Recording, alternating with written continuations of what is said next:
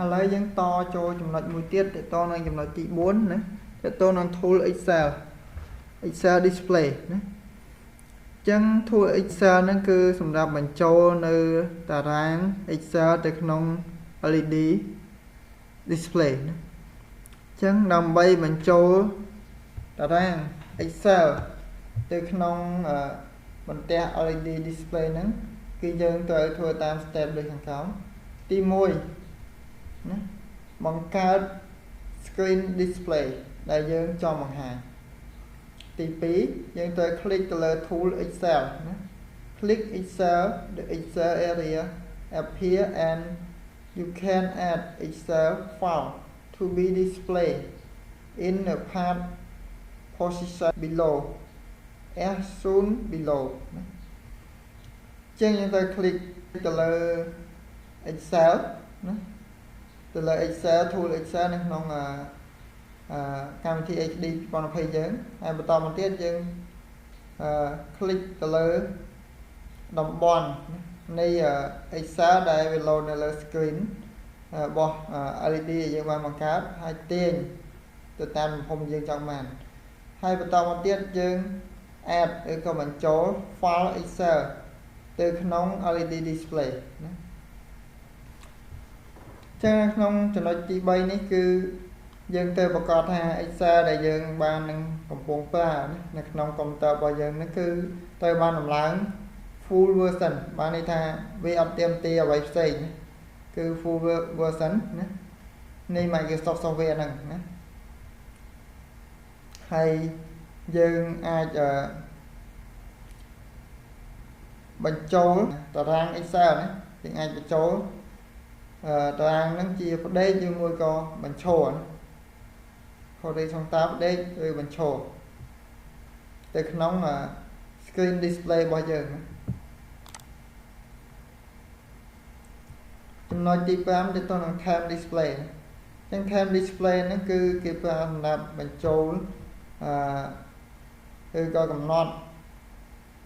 នៅពេលវេលាណាទៅក្នុង LED display អញ្ចឹង time display ហ្នឹងយើងអាចបញ្ចូលទៅក្នុង LED display ឲ្យវាបង្ហាញជា analog ឬមួយក៏ជា digital ណាអញ្ចឹង the time display on display similar to text ណា graphic and click on the time soon click on the time soon the step area as follow ណាទី1 step យើងត្រូវធ្វើតាម step ខាងក្រោមទី1បង្កើត display screen ណាដែលយើងចង់បានទី2យើង click ទៅលើ tool time ណានៅលើ HD 2020តាមទៀត the time soon appear the setting is relatively simple and the location can be set soon in the picture អញ្ចឹងយើងអាចមើលតាមរោគខាងក្រោមហ្នឹងទៅណាទី1យើង click ទៅលើ theme ទៅលើ tab ទៅលើពេលវេលាហើយបន្តទៀតវានឹងបង្ហាញជាតំបន់ឲ្យយើងកំណត់ទំហំទាញ screen ហ្នឹងប៉ុណ្ណាឲ្យវា display ប៉ុណ្ណាណាតមកទៀតយើងអាចកំណត់នេះណាឲ្យវាបង្ហាញតែថ្ងៃមួយតែខែតែឆ្នាំឬក៏ទាំងម៉ោងទាំងខែទាំងឆ្នាំណាហើយយើងអាចបង្ហាញបានជា digital ហើយនិង analog ណាចឹងក្រោយពីយើងបានកំណត់អីហើយយើង upload ចូលទៅក្នុង LED display យើងត្រូវចុច adjust time ទៅវាបង្ហាញនៅលើ LED display របស់យើងណា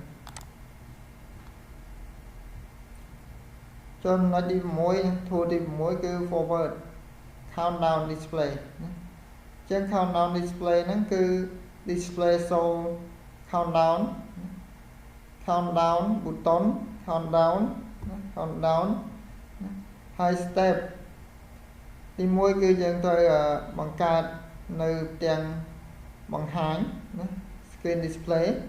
ទៀតយើង click ទៅលើ timing ណា to display ឬក៏យើង click ទៅលើ timing ដើម្បីឲ្យបង្ហាញនៅតំបន់ timing area ណា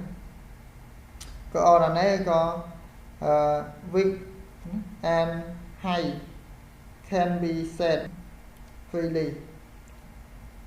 ចឹងវាបង្ហាញក្នុងរូបភាពណា support cycle timing that is automatic reset and countdown after the countdown is complete ចឹងវា support ទៅលើមួយជុំនៃ timing ហ្នឹងណាហើយវា automatic ណាបានន័យថាវា reset ដោយស្វ័យប្រវត្តិនៅពេលណាដែល countdown ហ្នឹងវាបាន complete ណាបានមកពេញ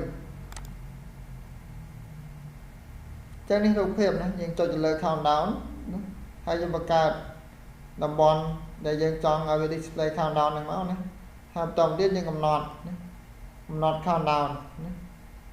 button digital ណា down ឬក៏ up អីចឹងទៅណាយើងកំណត់ប្រមាណណាពីប្រមាណដល់ប្រមាណណាចឹងយើងចុច start ចឹងវាចាប់ដើមដល់ពេលហើយយើងឲ្យវា stop គឺវា stop ណាតទៅទៀតយើងអាច reset វាឲ្យវាដំណើរការថ្មីមួយទៀត count display ណាចឹង display show the count follow step ចឹងជំហានទី1គឺយើងទៅបង្កើត screen display ណាបន្តមកទៀតយើង click ទៅលើ count ណា to appear count area ណាអញ្ចឹងយើងទៅទាញអា screen នេះណានៅពេលដែលយើង click គឺវាមាន area ក៏តំបន់ឲ្យយើងទាញសម្រាប់បង្ហាញថាទំហំវាប៉ុណ្ណាណាយើងទៅចេះរើសណាពីធំទៅតូចពីតូចទៅធំតើកម្រិត load ណាទៅបានកើនឡើងឬថយចុះណាអញ្ចឹងតើតើនឹង count ហ្នឹងយើងចង់ឲ្យតម្លៃវាហ្នឹងកើនឡើងឬមួយក៏ថយចុះណា count ដូចថាប្រហែលថ្ងៃប្រហែលថ្ងៃមួយថ្ងៃពីរថ្ងៃក៏ពី5ថ្ងៃចុងមកក្រោមវិញណាតាមយើងកំណត់ណាអញ្ចឹងយើងអាចបន្ថែមរូបភាពបមានិងអតិបមាតម្លៃធំបំផុតដែលអាចកំណត់បានគឺណាយើងឃើញប្រមាណខ្ទង់2 4 6 7អញ្ចឹង1លាន9លាន9លាន9សែន 90000 ណា 9909 រហូតណាគឺអត់ដល់លើស 9 លានទេណា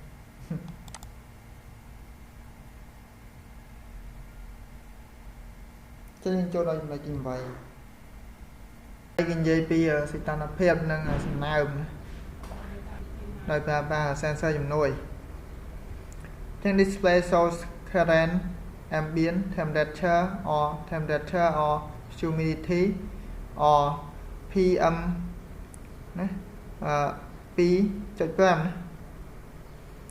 step ទី1គឺយើងត្រូវបង្កើត screen display ជាចាំបាច់ដល់ពេលដែលយើងចង់បង្ហាញអ្វីមួយណាចឹង click លើ temperature and humidity ណាហើយដើម្បីបង្ហាញទៅលើសីតុណ្ហភាពឬក៏សំណើមណាសីតុណ្ហភាពនិងសំណើមណាយើង click ទាញទៅលើបដោទតឹងនៃ screen ដែលយើងបានចុចទៅលើ temperature ហ្នឹងវានឹងបង្ហាញជា column មួយដែល display នៅ temperature ក៏សីតុណ្ហភាពណាចឹងយើងទាញវាមកណាហើយបន្តមកទៀតណាយើងបានជា screen មួយណាសម្រាប់ឲ្យយើងបង្ហាញ the temperature and humidity and different form ណា the sensor use ចឹងតើតើ sensor ហើយសីតុណ្ហភាពហ្នឹងគឺវាមានលក្ខណៈខុសគ្នាទៅតាម sensor ដែលយើងប្រើណាចឹងនេះរូបភាពណាចឹងប្រភេទ sensor យើងប្រើមាន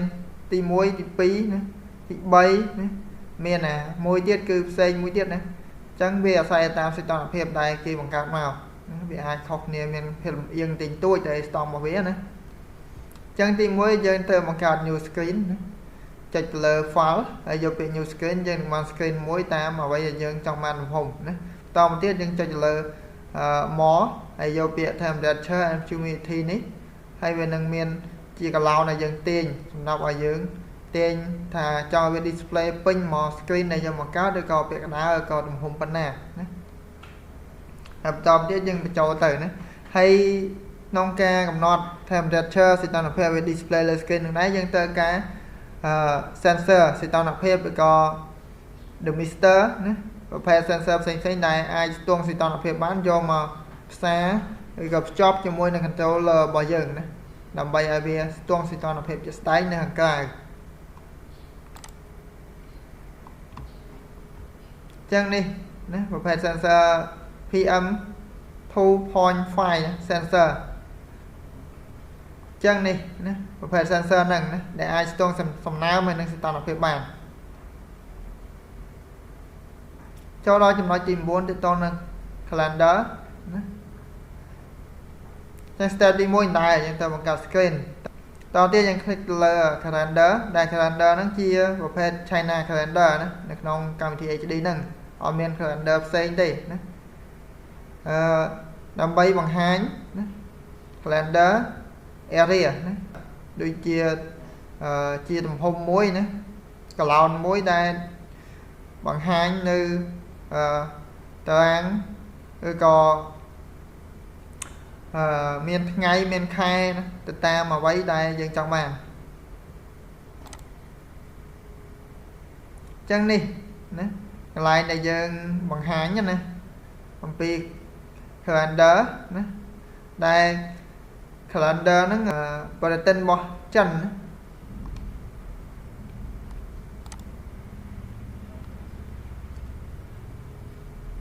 ចឹងចូលដល់ទី10ណា pager ចឹង pager យើង statement បងដូចគ្នាទាំងអស់ណាតទៅទៀតយើង click ទៅលើ pager ដើម្បី display ណា pager area ណា select លើ country and city pager time to be display ណាចឹងនេះណាយើងចុចបង្កើត screen ហើយយើងចុច more ហើយយើងយក display ណាចឹងវានឹងបង្ហាញនៅលើហ្នឹងហាញម៉ោងពេលវេលាធៀបនៅណានៅប្រទេសណាម៉ោងប៉ុន្មានប្រទេសណាម៉ោងប៉ុន្មានណាហ្នឹងគឺពេល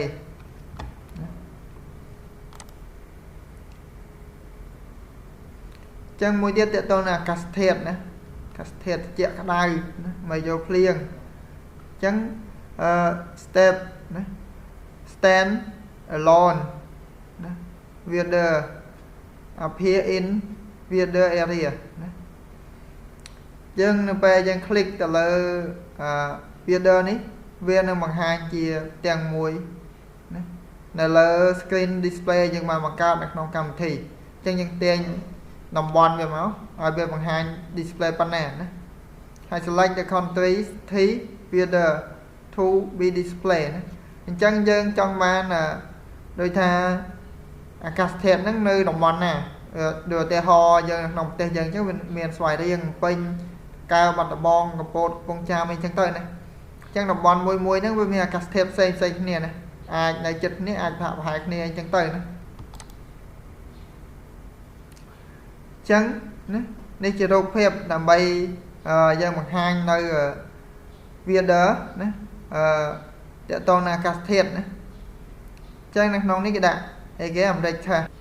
ថ្ងៃទី2ថ្ងៃទី25ខែ2ឆ្នាំ2020ណាសីតុណ្ហភាព16អង្សាទៅ23អង្សាណា Sunday ថ្ងៃអាទិត្យណាធម្មតាទាំង display នៅណាគឺគេស្ទង់សីតុណ្ហភាពឡើងហ្នឹងហើយណាចឹងទៅតអាកាសធាតុដែរចំណុច A ហ្នឹងគឺគេនិយាយពី software version HD 2018 ឬក៏ HD 2020ណាហើយចំណុច B នេះគឺទៅតនឹងការធ្វើបច្ចុប្បន្នភាពនៃទៅតនឹងអាកាសធាតុណាបង្ហាញនៅលើ LED display គឺវា support លើ network port interface ណាហើយវាទាមទារទៅលើកម្មវិធីដែលមាន version ឬក៏ចំនួនរបស់វាហ្នឹងគឺចំនួនទី 4.15 ឡើងទៅណាហើយចំណុច C នេះគឺយើងទៅប្រកាសថាទៅតនឹង network port ណាទៅបាន connect ទៅនឹង router ដែលអាចដំណើរការអ៊ីនធឺណិតបានណាហើយចំណែក data ទៅតនឹងអាកាសធាតុណាគឺវាទៅបាន update ដល់1ម៉ោងម្ដងណាtừ កុំព្យូទ័រមេណាអញ្ចឹងអាកាសធាតុវាផ្លាស់ប្ដូរដូចថា1ម៉ោងមុនវាអាកាសធាតុ16ម៉ោងក្រោយវាផ្លាស់ប្ដូរអញ្ចឹងទៅតនឹងអាកាសធាតុហ្នឹង software នៅក្នុងកុំព្យូទ័រមេនេះគឺវា update to một màu một đòn